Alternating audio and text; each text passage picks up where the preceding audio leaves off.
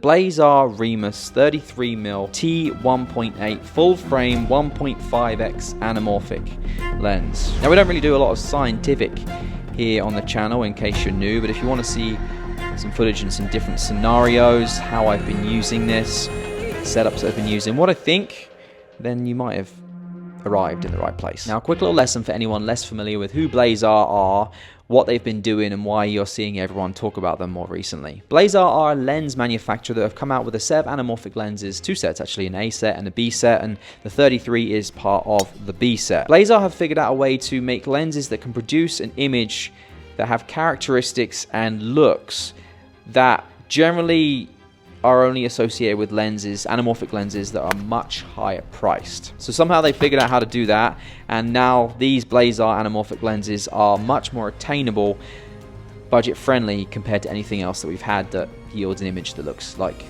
they do. Now, unlike the 65 and the 45, which I've been sitting on a ton of footage for and I really do need to make a video about, unlike with those lenses, I don't really have a lot, or didn't have a lot to shoot with the 33 the past couple of weeks. So take all the images here as more tests, just a few things that I've been trying out, different ways to mount the lenses. Because one of the big benefits of these lenses is they are small and light compared to much higher priced anamorphics that yield similar results. So you can mount them in ways that you typically wouldn't be able to mount an anamorphic lens, like in a car, upside down using a suction cup mount. Something about an interior car shot that I am a huge fan of, just the different ways that you can set it up so that the interior of the car is super dark and you can just see outside, or you can focus on the rear view mirror, you can focus on the back of the person's head, or you can just focus on what's going on in front and what the driver is technically seeing. There's so many different ways to make it look interesting. Handheld rig, just kind of running and gunning around the city following Lee when he was doing a little shoot there. Just manually focusing myself.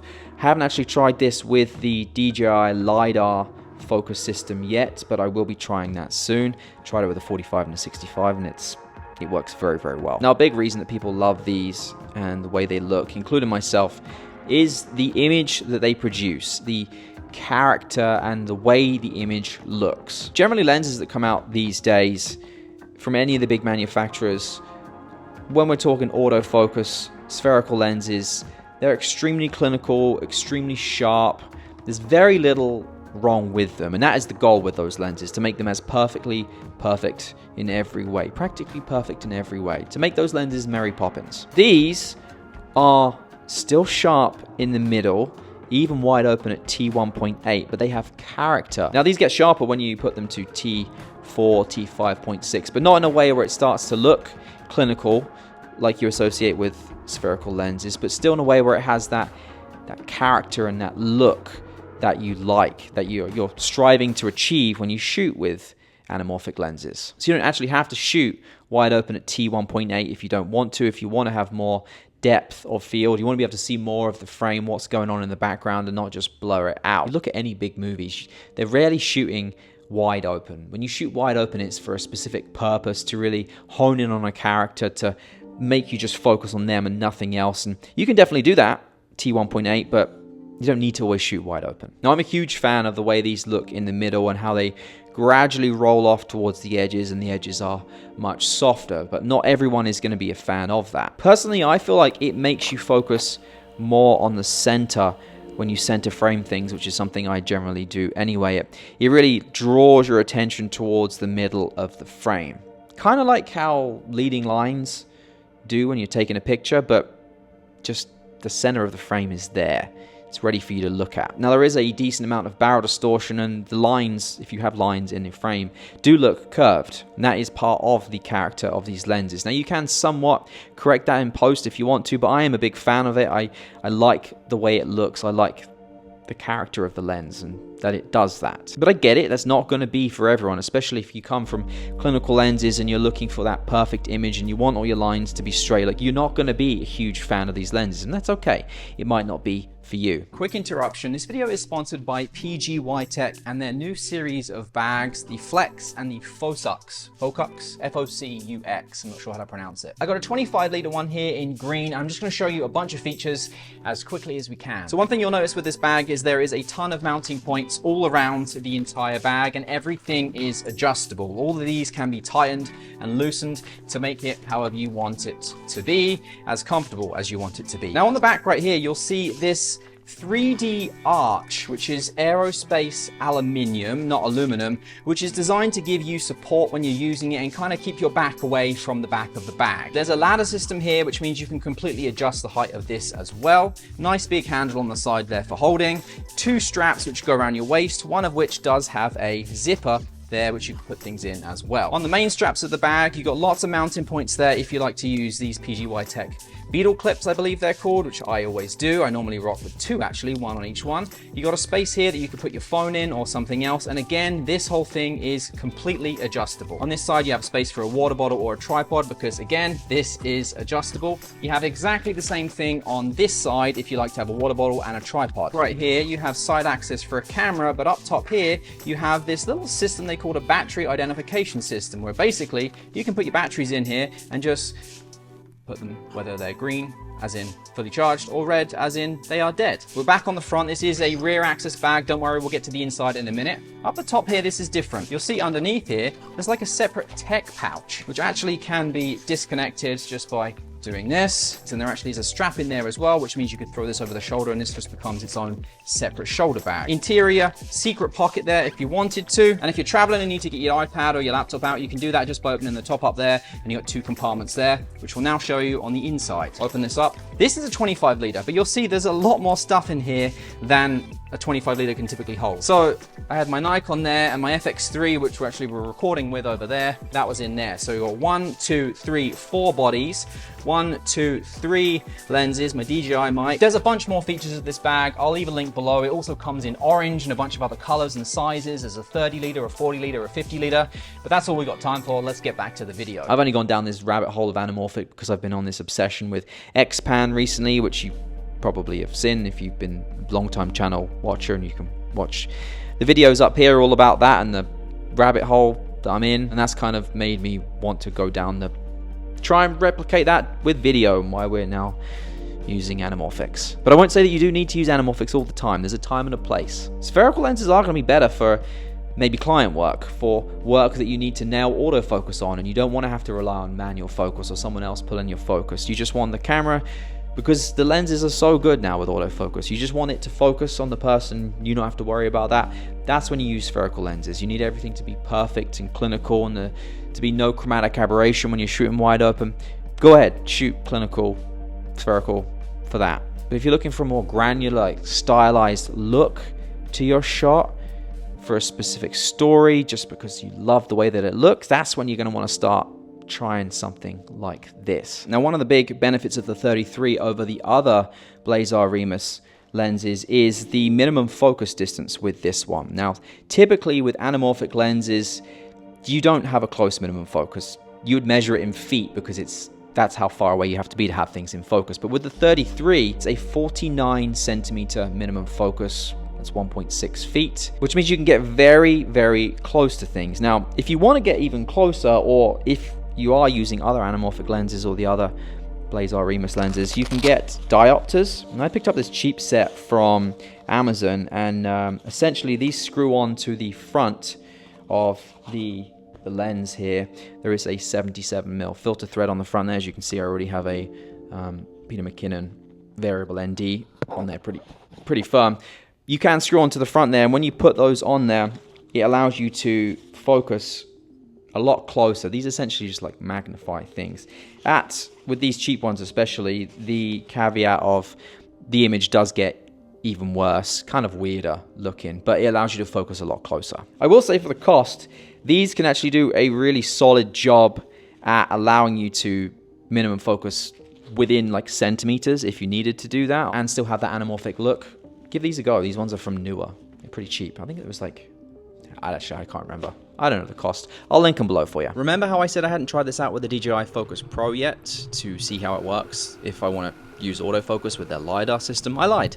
Turns out, since I edited most of this video, shot most of it, I actually did. So all the footage you're seeing on screen is using the DJI Focus Pro system. Made a specific point there of saying DJI, not DGI, which everyone seems to do. So if you want to see what some of that looks like with the Lumix S5 2X all handheld, this is that essentially. Just know that you really can't use a microphone right next to it because it is pretty loud, but that's not a fault of the lens. One of the nice things about using this with the Focus Pro system is that you can get closer than you're able to with the 65 and the 45. Now Blazar did kindly send through this 33 for me to try out, but as already said, I have the 45 and the 65, which are also incredibly hard to get a hold of right now. Everyone wants these lenses. What I did for the 45 and the 65 is I was checking B&H used every single day. I buy a ton of stuff from B&H used. This one they sent through and the other two that I already own are all the amber flares. Now, I really enjoy the way these flares look. They seem a lot more controlled to anamorphics that I've used from Sure in the past, albeit a couple of years ago, so I don't know if they've got much better then, but these seem very, very nice in terms of how the flares look. And that's about all I'll say because this is all new to me, and I know there's a lot you can talk about with flares, and I definitely don't feel qualified enough to talk about it yet. But I like how they look, and I went with them in amber. You can get blue if you like shooting night stuff, or silver if you prefer that too. Now I will say there are a lot of hindrances when it comes to shooting anamorphic, and part of the reason why you'll see a Panasonic S5 2X in my hand here is because Panasonic allows you to de-stretch these Blazar lenses, which is the 1.5x anamorphic lens. You can de-stretch this in camera and actually see on the back of the screen what it is going to look like. With my Sony FX3, which we're shooting the 65, this is the 65 right now, with, on the FX3, you can only de-squeeze 1.3 or 2x. Now you can go to 1.3 and it kind of allows you to compose it, but it's not perfect. So if you want to de-squeeze with a Sony camera, you have to use a monitor, and I have a monitor right here which does de-squeeze at 1.5. And so you have to then not de-squeeze on the Sony camera, so the feed out allows you to de-squeeze at 1.5, because if I de-squeeze in any way from the Sony camera, it then double de-squeezes on there. And shooting with Sony, the FX3 specifically, is not a good experience for anamorphics right now. I'm really hoping that they improve that in the future.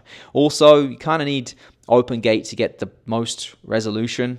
Like with the Panasonic S5 2X, I can shoot at 6K, 10-bit 420, not 422, 420, but it's enough, it works fine, and it's 6K, so I have more of the frame. So it doesn't look like this on the screen, which is how it looks from the FX3 compared to the Panasonic, which looks like this. So the S5 2X is a better choice, the cheaper choice actually, for shooting anamorphic with these Blazar lenses. The FX3 works. I actually came up with this little rig which works really well with the Monitor Plus app, which I'll show you the reel for right now. I may have inadvertently come up with an amazing handheld run and gun FX3 setup. So I was trying to see if the Monitor Plus app for my iPhone would do 1.5x de-stretch for anamorphic lenses, because the FX3 doesn't do it built in, only 1.3 or 2, and it does. So then I thought, well, let's try mounting this to the top of the FX3. So I used a Stallman clamp and a small rig NATO rail monitor mount, which goes right into the back of the Stallman clamp there. This thing has USB-C built into it, which you can take in and out there. So it's just one USB-C cable. It's a right-angled one here. There's no battery for the iPhone, obviously. This is like brighter than any monitors that are out there. And look how close it is to the top of the screen. But also, if you want to do like a little top-down, you can just kind of do it like that. It's kind of nice. I should probably do a whole video on this itself, but well, maybe we will actually. With a monitor, though, comes the added annoyance of you now have to have more cables with your rig if it's handheld. You now have to have extra batteries, or you have to have a V-mount, and everything is a lot heavier. So if you're just looking for a small run and gun setup, honestly, the S5 2X is probably your best bet. Maybe even the S9, which I haven't tried yet, which I'm trying to get my hands on. So yeah, Panasonic Lumix wins for shooting with these lenses if you're just trying to keep the rig and the camera body size down. With these lenses, they come in PL and they also come in EF mount. Now, one of mine is an EF mount, and I need to change the mount on it, which you can do. You can unscrew it and then shim it so it's focused properly to be all PL. I'd recommend you do PL if you can. The mount is just way better, and we all know the EF is dying a slow death. And you can get all kinds of adapters for mounting to your camera, because with them being PL lenses, obviously Panasonic is L mount and Sony is E mount, so PL doesn't just attach to that. You need to buy an adapter, PL being positive lock.